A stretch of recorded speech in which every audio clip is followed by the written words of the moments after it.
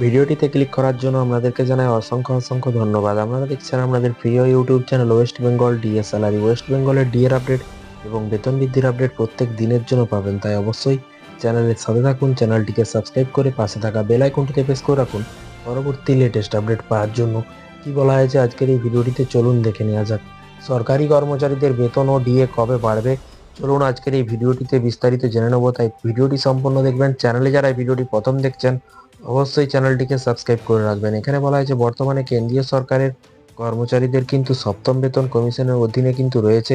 সরকারি কর্মচারীদের বেসিক বেতন অন্য কোনোভাবে কিন্তু বাড়ানো যাবে কি না এমন প্রশ্ন তুলে বছরের শেষের দিকে কিন্তু নতুন বেতন কমিশন কিন্তু বাস্তবায়নের বিষয়ে কোনো আনুষ্ঠানিক ঘোষণা আসেনি। সাম্প্রতিক কেন্দ্রীয় অর্থমন্ত্রক স্পষ্ট করেছে যে এখনো পর্যন্ত অষ্টম বেতন কমিশন বাস্তবায়নের বিষয়ে কোনো বিবেচনা করা হচ্ছে না। এরই পাশাপাশি বলা হয়েছে কর্মচারীদের মূল বেতন বাড়ানোর জন্য সরকার অন্য বিকল্প বিবেচনা করছে কিনা তা নিয়ে কিন্তু আলোচনা হচ্ছে। সাধারণত প্রতি 10 বছরে একটি কেন্দ্রীয় বেতন কমিশন গঠিত হয়।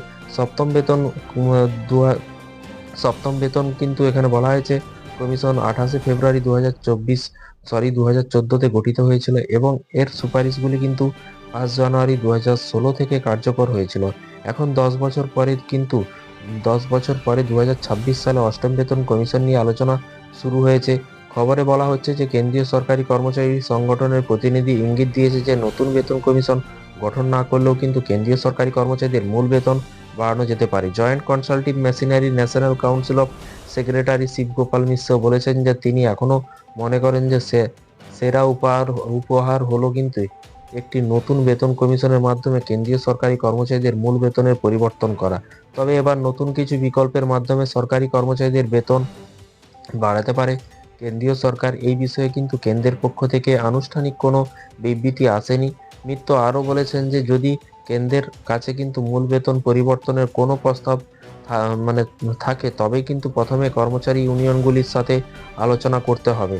যদিও অষ্টম বেতন কমিশন নিয়ে এখনো কোনো আনুষ্ঠানিক ঘোষণা করা হয়নি, তবে অনেক রিপোর্ট দাবি করছে যে কেন্দ্রীয় বাজেটে এই সংক্রান্ত একটি ঘোষণা করা যেতে পারে। এছাড়াও কিন্তু বাজেটে এই সংক্রান্ত একটি ঘোষণা করা হবে। এছাড়াও কিন্তু ডিসেম্বরে national council of joint consultative machinery একটি বৈঠক হতে পারে, যেখানে অষ্টম বেতন কমিশনের বিষয়ে চূড়ান্ত সিদ্ধান্ত নেওয়া হতে পারে। তো ফ্রেন্ডস, বিষয়টি বুঝতে পারছেন।